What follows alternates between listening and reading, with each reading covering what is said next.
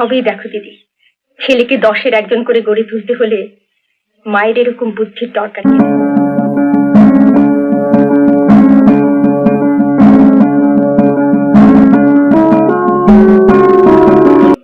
জলপানি পাওয়া বীরের স্বামী আপনার মতন দেবতুল্য। তাতে কি হয়েছে বাবা, সব সংসারে পৌঁছিরাই কষ্ট করে জলসা ঘরে যাবার কি দরকার ছিল?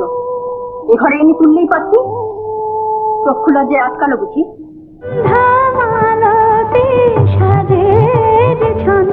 একটা কিছু তো করতে হবে, নিজের সঙ্গে নিজে কথা বলি।